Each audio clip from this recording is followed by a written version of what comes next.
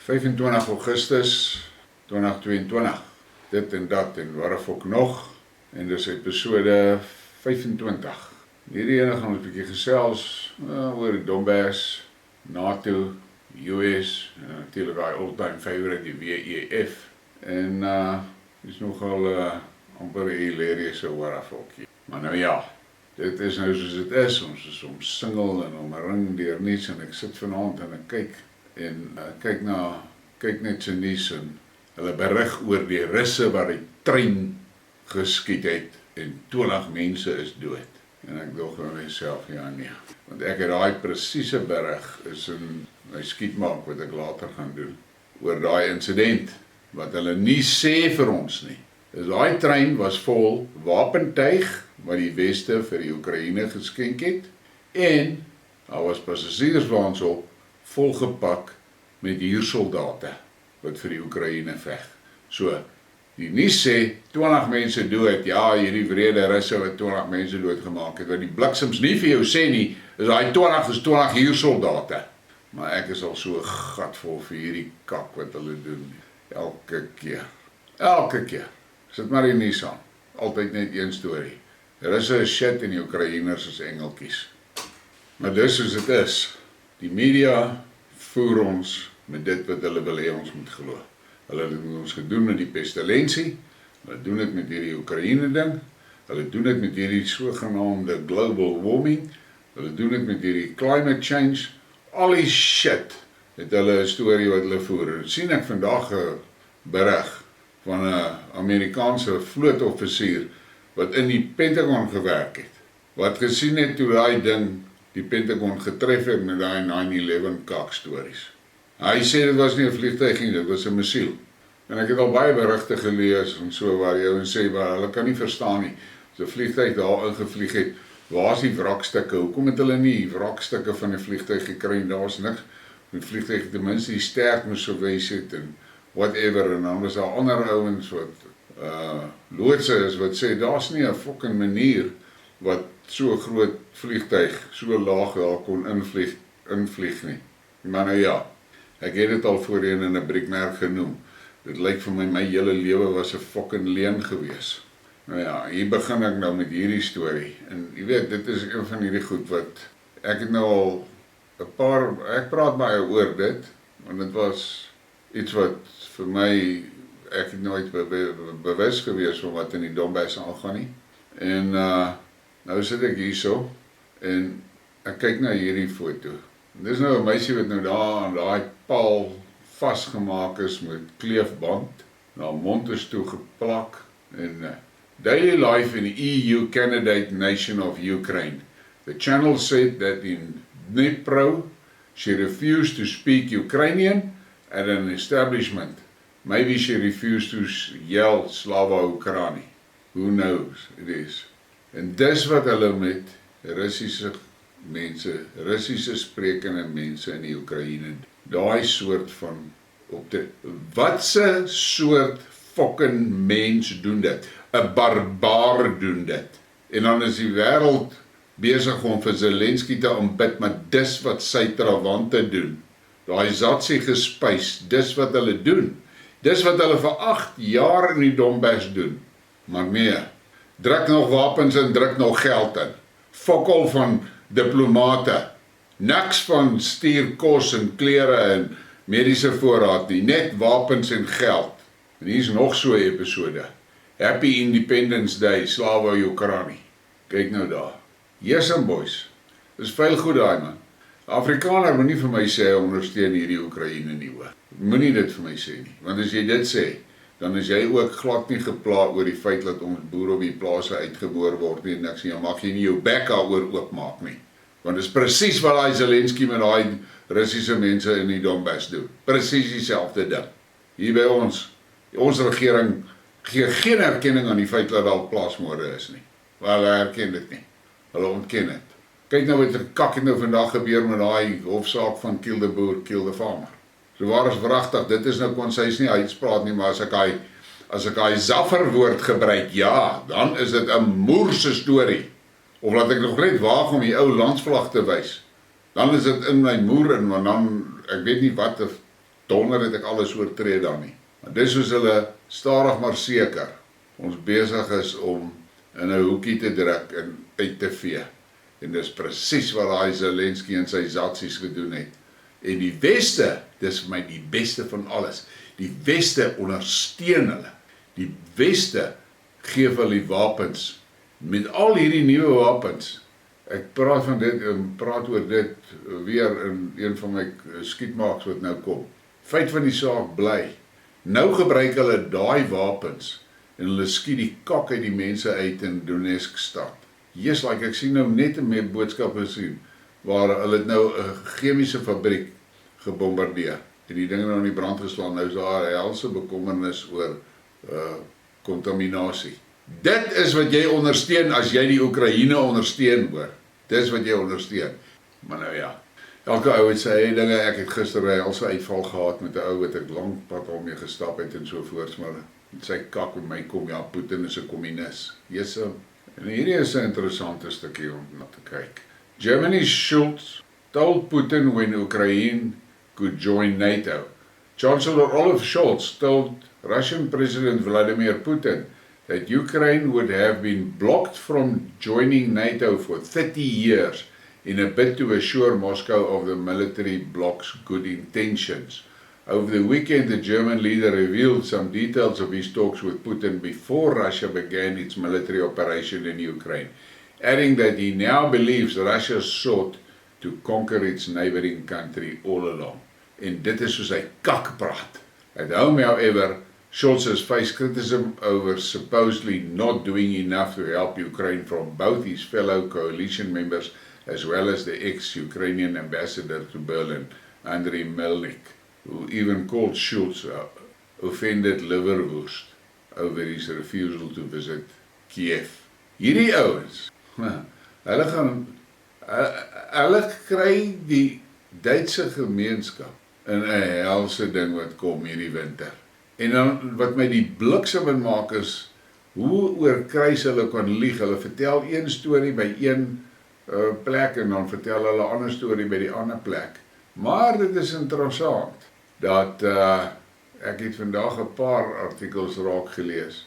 Die EU is uit wapens uit. Hulle het nou, Spanje het blykbaar nou hulle laaste ammunisie wat hulle kan gegee. En ek sien berigte dat die Duitse weermag is die donder want hulle is nou self short supply. Die NATO-magte in Europa is effektief ontwapen deur Zelensky. En nou hierdie stukkie informasie, dit moet jou laat dink. Just to put the current conflict in Ukraine into perspective, in 1991 Iraq, the USA has fired 60,000 rounds for the entire Gulf War. Russia fires this in one day.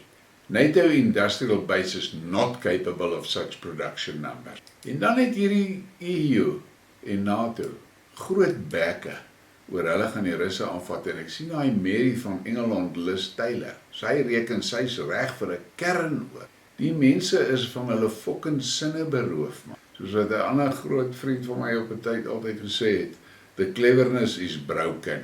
Maar kyk, 60,000 rond is, dis 'n moerse klomp ammunisie, maar dis wat die Russe elke dag afskiet. Want ek het gesien daar was nou een of ander land wat, ek dink was Amerika, wat 35,000 rond is ammunisie vir een van die artillerie stukke gestuur het. Toe kyk ek daai nommer so en ek dog met myself, okay, so dis about 'n halfdag se fucking ammunisie.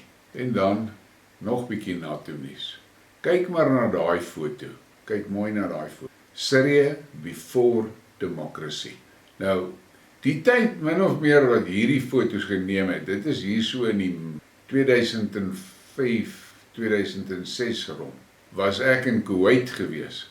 En ek en my kollega het daar 'n Syriese ouetjie ontmoet wat saam met ons borg daar gewerk het. En hy het ons genooi om Syrië toe te kom. Die man is blykbaar nogal van een van die connected families in Syrië. En ons was besig om te reël vir motorfietsse van BMW af en so, want ons wou met bikes gery het van Kuwait af Syrië toe. En dit was toe beplan vir ons volgende trip as ons Kuwait toe gaan, maar toe gebeur die kak daar, Syrië. En vandag is al daai mooi geboue wat jy in daai foto's sien, is wrakke. Dis soos dit lyk as die Amerikaners, die Weste, vir jou demokrasie bring. Dan het ons nou hierdie enetjie. This obsession with white people in South Africa will keep the natives in servitude for generations. Abalumbi had their own plan on how to make life easy for themselves through racist political and economic objectives. Since 94, the ANC has had no plan for the country. Ja, ek is nie so lekker happy oor daai middelste deeltjie van wat hy praat nie, maar ja, dit is waar. Daar was dinge in die apartheid wetgewing wat nou nie vir my so lekker was nie, maar nou ja.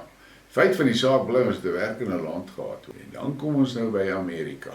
Sien jy hierdie kakspul wat jy nou op die skerm sien? Dit is in Amerika.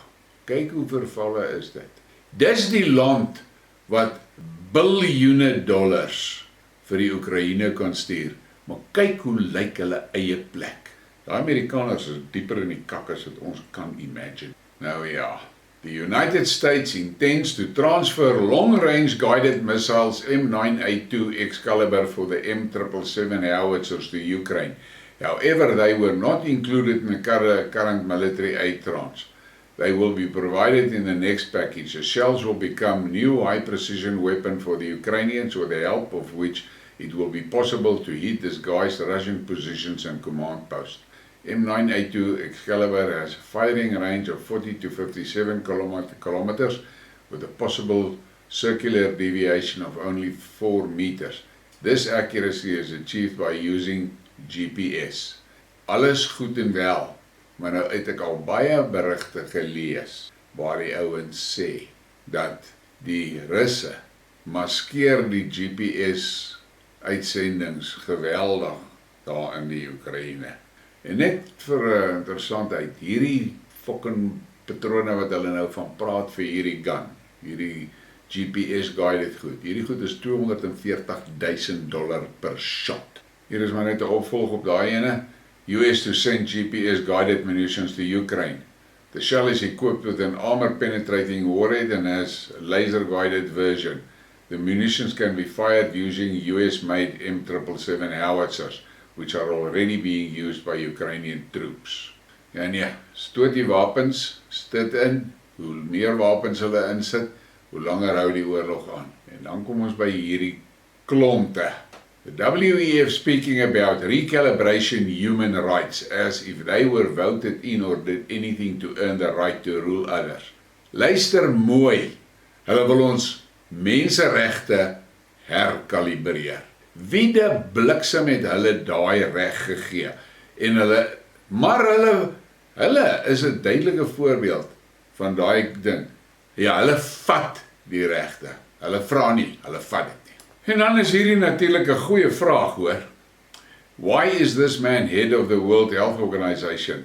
He is not a doctor, he is a member of the Tigray People's Liberation Front, which was classified a terrorist organization by the United States government in the 90s and is still catalogued today as a member of the Global Terror Database. Tedros Adhanom. En dit is wat ek wil weet. Ek wil weet.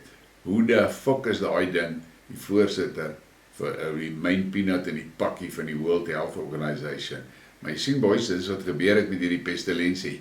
Politici en joernaliste het die plaag bestuur. Nie dokters en wetenskaplikes nie. En dan nog, they are WEF soldiers, all single males of fighting age and stocky build.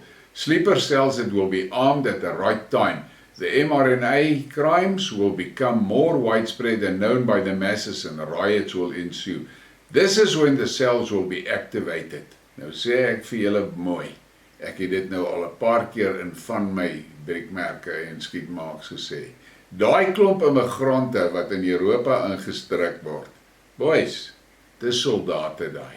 Dis nie ekonomiese vlugtelinge nie. Dis soldate. En dan hierdie is 'n ding wat jy en ek as wit mense van sterk kennis. The Kalergi Plan, a short history lesson. Richard von Kalergi founded the EU and wrote the Kalergi plan, which aims to make unique races and cultures extinct. Warburgs, Baruchs, Rothschilds are some of the banking cartels responsible for funding Kalergi's genocidal ideology. The UN and the EU execute a plan calling replacement migration. The UN Migration Pact also criminalizes criticism of immigration as hate speech, thought crime. Eventually this plan will target every nation on earth. Wel, dis wat hulle doen, dis wat klaar gebeur in Europa. Swede is gefok. Die Swede is nie meer die meerderheid in hulle eie land nie. En daar's baie dele van Engeland wat dit dieselfde is. Die Engelse is nie meer die meerderheid daar nie. Geneem maar Jesus, kyk na hulle kabinet. Hoeveel non-British is daar in daai kabinet van hulle? Dis 'n joke, maar daar's nou een van daai perre wat nou run om eerste minister te word. Londen se burgemeester. Dis Londonistan, dis nie meer Londen nie. En dit gaan baie binnekort Britistan wees, voorheen bekend as Britannië. Maar hierdie WEF boys, hulle is donders gevaarlik en ons beter wakker staan. En dan hierdie. Guys, be masculine. The elite hates masculinity and are fighting it with billions of dollars. Beard up like Wolverine, be fit like Rambo, have style like Jason Statham, seek knowledge like Joe Rogan, walk in front and keep your opinions. Feit van die saak bly, hulle het die meeste van die soy boys in elk geval gespuit, so hulle gaan hulle gatte sien. Die regte manne is wat op die einde van die dag gaan verseker dat die blanke mensdom oorleef, nie die soy boys nie. Ek is regtig baie gat. En dan hierdie is nou regtig interessant om na te luister. The switch from Rona to Russia has been seamless. Goal and method the same. Create an enemy for the public to fear, then use that enemy as an excuse to destroy economies, jobs, freedoms, thus creating state dependence, then demonize and silence anyone that questions it. Presies wat hulle met ons gedoen het tydens die pestilensie. Presies dieselfde. En hulle het dieselfde plan oor hierdie soort van aardverwarming. Aardverwarming, so moerman hierdie weerbureau perre kan nie eers die weer reg voorspel vir môre nie, dan wil die kakke my kom vertel wat gaan die temperatuur wees oor 100 jaar.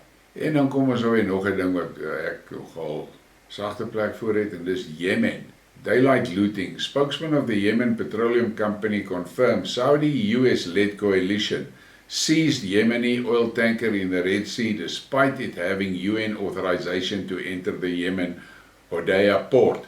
This seizure comes on the heels of the Saudi-led coalition who accused by Yemeni official state news agency of plundering $919.6 million worth of Yemen's crude oil and natural gas revenues between April and August. En dis wat daar aan die gang is, tussen die fucking Saudis en die fucking Amerikaners. En die fucking Engelse help hulle ook. Besteel hulle daai mense in Yemen skrikwekkend. Nou die volgende berig sal jy nou sien. French Foreign Legion arrives in Yemen to secure gas facility. France reportedly aims to export gas from facility in Shabwa in order to reduce Europe's reliance on Russian fuel. Sonder om eers doekies om te draai. Bliksems, gaan net steel Jemense gas. Moois, hierdie Weste is boos en hulle klokke gaan lui hoor. Tussen die Russe, die Noord-Koreane, die Indiërs en die Chinese gaan die Weste opvolg. En dan kom ons by die warafak. Kyk maar na die ding, en dan dink jy mooi daaroor, en dan lag jy ook maar saam met my. Afterwards I ask, how could you let yourself be photographed with such a tyrannical and draconian leader? Osama apologized and said he didn't know at the time, but regretted having the picture taken. En dis Osama bin Laden saam met daai merrieperd van New Zealand. Ja! Dit's nou vir jou 'n ware volkfoudie daai, maar dit is nou nie so 'n ware volk nie, soos wat daai teks daarop. So Osama is jammer, hy het nie geweet wie is hierdie mense wat hy mee saam afgeneem het. Nou ja, op baie lekker noot, klap hy like en klap hy subscribe en Dankie vir julle support man.